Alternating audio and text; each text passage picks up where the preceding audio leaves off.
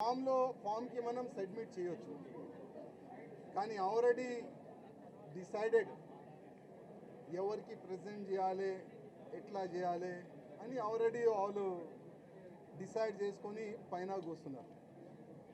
కానీ ఇవాళ కిషన్ రెడ్డి గారికి, అదేవిధంగా కేంద్ర మంత్రి వచ్చిన మేడం గారికి లిఖిత రూపంలో ఒక లెటర్ నేను ఇస్తున్నాను.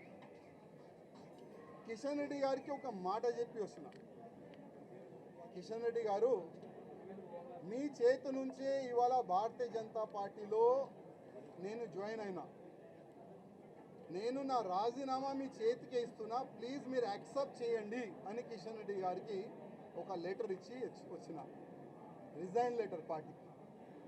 ఆ రిజైన్ లెటర్లో కింద ఒక మ్యాటర్ ఇది కూడా రాసిన, కిషన్ రెడ్డి గారు, పార్టీకి నేను రాజీనామా ఇస్తున్నాను, మీరు మీ లెటర్లో స్పీకర్ గారు కూడా పంపించేసేయండి. రాజాసింగ్ ఇప్పుడు పార్టీ సింబల్ నుంచి గెలిచిండు, రాజాసింగ్ ఇప్పుడు బీజేపీ ఎమ్మెల్యే కాదు, ఆయనకి సస్పెండ్ చేయనని స్పీకర్ కూడా ఒక లెటర్ రాసిస్తే నేను దానికి సపోర్ట్ చేస్తాను. ఎందుకంటే పార్టీ సింబల్తోని గెలిచిన తర్వాత, పార్టీకి రిజైన్ ఇచ్చిన తర్వాత పార్టీలో అంటే పార్టీ బీజేపీ ఎమ్మెల్యే ఉండకూడదు కదా అని ఆ విధంగా ఒక లెటర్ మా కిషన్ రెడ్డి గారికి ఇచ్చి వచ్చినారు.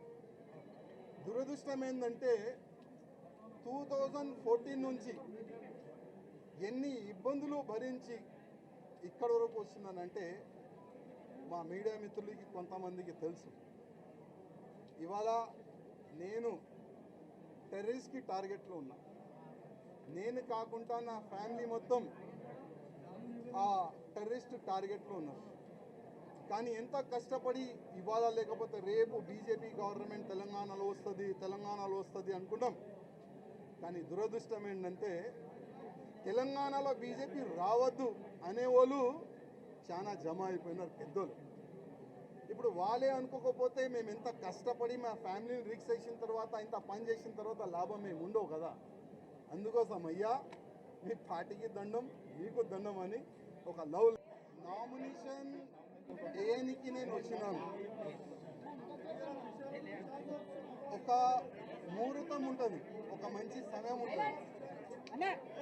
ఆ సమయం చూసిన తర్వాత నేను పార్టీ ఆఫీస్కి వచ్చినాను, ఫామ్ కూడా తీసుకున్నాను. ఈ ఫామ్లో 10 మెంబర్స్ కౌన్సిలింగ్ మెంబర్ సైన్ కావాలి, సంతకం కావాలి. ఆల్రెడీ చాలామంది మాకు ఆశీర్వాదం ఇచ్చే అట్లాంటి కార్యకర్తలు